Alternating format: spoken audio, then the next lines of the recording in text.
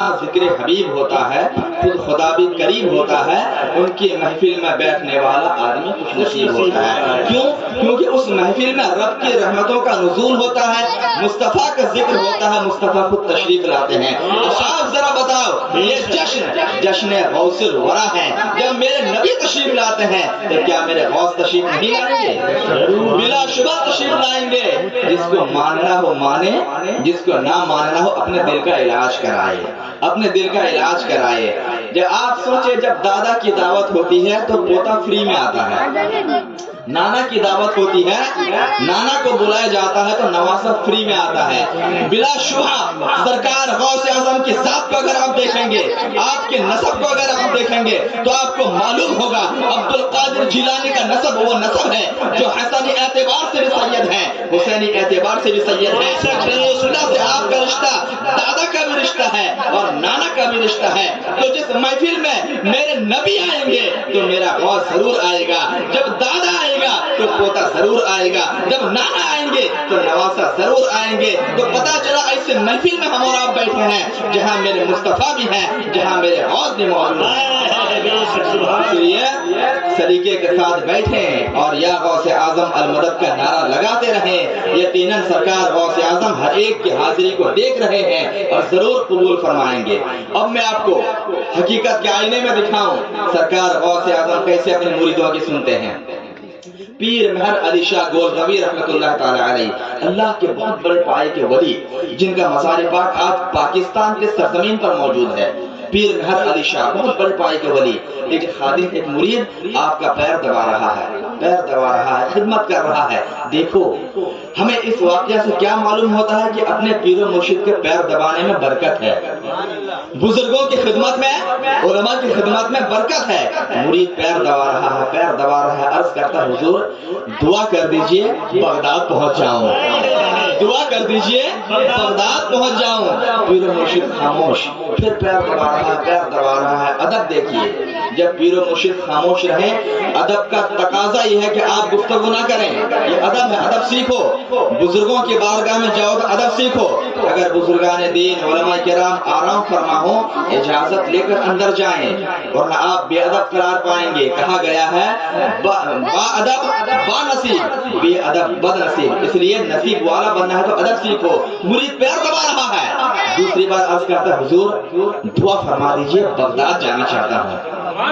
پھر پیر و مرشد خاموش، پھر بندہ مرید پیر دبا رہا ہے، پیر خدمت میں لگا ہے، عرض کرتا ہے حضور دعا فرما دیجئے بغداد پہنچ جاؤں۔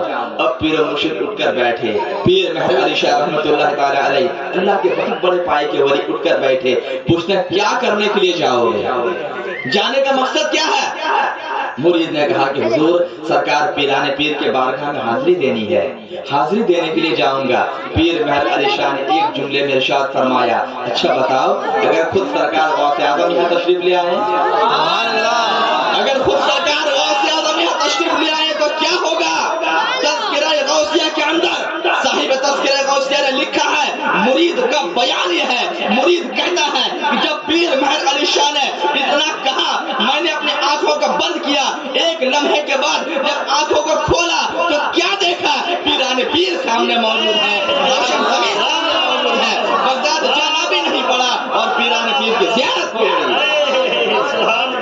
جب سچی محبت ہوتی ہے، اللہ اکبر، یا رسول اللہ، مرحبا مرحبا۔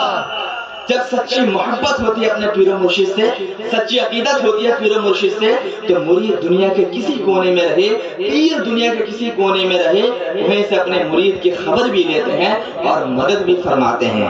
اور یہ تو پیران پیر کی بات ہو رہی ہے، یہ پیران پیر کی بات ہو رہی ہے، روشن زمین کی بات ہو رہی ہے۔ سرکار اعلی حضرت رضی اللہ تعالی عنہ سے ایک مرید نے، ایک خادم نے پوچھا کہ حضور पूरी दुनिया के लोग फिलहाल अल्लाह तबारक व तआला ने आपको मुजद्दिद मियत सलाह बनाकर भेजा है। आपको अल्लाह ने इतना इल्म अता किया है कि पूरी दुनिया के लिए आप मरकज़ तवज्जो हैं। सरकार आला हजरत की बारगाह में एक एक वक्त में लिफाफे के अंदर 500 इस्तिफ्ते आकर हाजिर रहते थे। इस्तिफ्ता मतलब कुर्सीनामा, फतवा लिखने के लिए। एक एक वक्त में 500 इस्तिफ्ते आकर हाजिर रहते थे।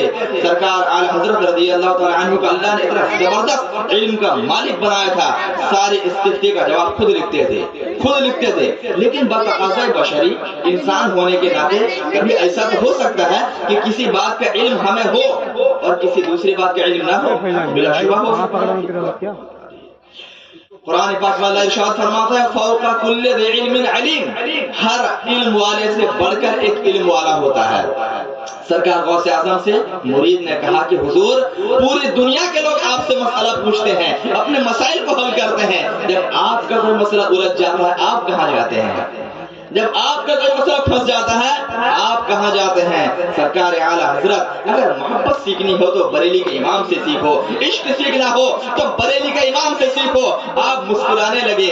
आपने इरशाद फरमाया, सुनो, पूरी दुनिया के लोग इस वक्त जब मसला उलझ जाता है, जब कोई मसला पेचीदा होता है तो मसला मुझसे पूछते हैं, लेकिन मैं इमाम अहमद रज़ा, जब मेरा कोई मसला फंसता है, जब मेरा कोई मसला उलझ जाता है तो मैं 2 रकात सलातुल गौसिया अदा करता हूँ, गौसे पाक के लिए 2 रकात नमाज़ें पढ़ता हूँ, फिर आंखों को बंद करता हूँ और सरकार गौसे आज़म की बारगाह में इस्तिग़ासा पेश करता हूँ। मेरे पीराने पीर खुद तशरीफ लाते हैं और मेरे मसले को हल फरमा देते हैं।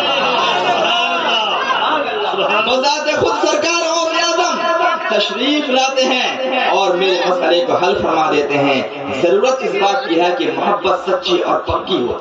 जब ऐसी मोहब्बत एक मुरीद को अपने पीर से हो जाए तो यकीन जाने, दुनिया हो आखिरत हो, कोई भी मैदान, कोई भी मरहला हो, जरूर आपके पीर मुर्शिद आपकी मदद करते हुए नजर आएंगे। इस सरकार गौसे आज़म